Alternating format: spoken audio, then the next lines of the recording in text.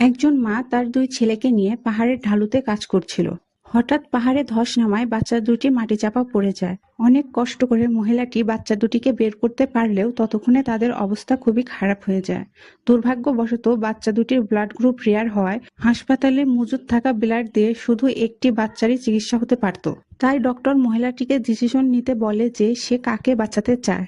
হয়তো এই ডিসিশন নেওয়াটাই ছিল মায়ের কাছে পৃথিবীর সবথেকে কঠিন কাজ। যেহেতু বড় ছেলেটি মানসিকভাবে খুবই স্ট্রং ছিল আর ছোট ছেলেটি নাজুক প্রকৃতির, তাই মা ডিসিশন নেয় ছোট ছেলেকে বাঁচাতে। সে ভেবেছিল বড় ছেলেটি হয়তো সার্ভাইভ করতে পারবে। কিন্তু ডক্টর যখন বড় ছেলেটিকে মৃত ঘোষণা করে তখন মহিলাটি কান্নায় ভেঙে পড়ে আর জ্ঞান হারায়। অপরদিকে ওই একই দিনে ওই হাসপাতালে এক কোটিপতির ছেলেও মারা যায়। এই ছেলেটির মা তার সন্তানের অকাল মৃত্যু সহ্য করতে না পেরে পাগলের মতো আচরণ করতে থাকে।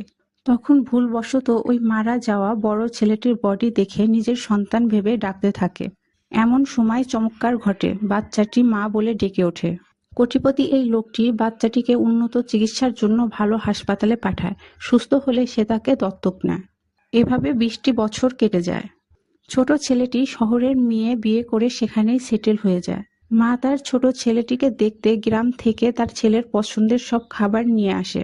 কিন্তু দরজা খুলে ছেলেটি তার মায়ের নোংরা পোশাক আর দারিদ্রতা দেখে তাকে সেখান থেকে চলে যেতে বলে। তখন ছেলেটির ওয়াইফ এসে ইনি কে জিজ্ঞাসা করলে ছেলেটি উত্তর দেয় নতুন কাজের বুয়া। মায়ের মনটি ভেঙে যায়। ছেলেটির ওয়াইফ বলে ওনার গায়ে জীবাণু থাকতে পারে, এভাবে আমি ওনাকে বাসায় ঢুকতে দিব না, আগে হসপিটালে চেক আপ করে আসতে বলো। মহিলাটি নিরুপায় হয়ে হসপিটালে যায়। সৌভাগ্যবশত সেখানে সে তার বড় ছেলের সাথে ধাক্কা খায়। ছেলেটির কাছে কেন যেন মহিলাটিকে খুব আপন মনে হয়। তখন সে নিচে একটি পটলি পড়ে পায়। ঠিক এমন একটা পটলি দিয়ে তার পালক বাবা মারা যাওয়ার আগে তাকে বলেছিল, আমি তোমার আসল বাবা নই, এই পটলির সাহায্যে তুমি তোমার আসল মাকে খুঁজে বের করতে পারবে। পরে ছেলেটি সেই হসপিটালে গিয়ে ডক্টরের কাছ থেকে সব সত্যিটা জানতে পারে আর বাহিরে এসে মহিলাটির সাথে ধাক্কা খায়। এই মহিলাটি তার আসল মা হতে পারে সন্দেহে সে তার অ্যাসিস্ট্যান্টকে মহিলাটির খোঁজ নিতে বলে। এদিকে মহিলাটির শরীরে কোনো রোগ না থাকায় হসপিটাল থেকে সে ছেলের বাসায় ফিরে আসে আর কাজের বুয়া হিসেবে কাজ করতে থাকে।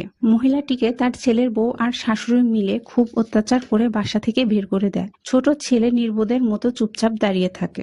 বড় ছেলেটি যখন এসব কথা জানতে পারে তখন ছুটে যায় তার মায়ের খোঁজে। ছেলেটি তখন তার মাকে ময়লার ডাস্টবিনে খাবার খুঁজতে দেখতে পায়।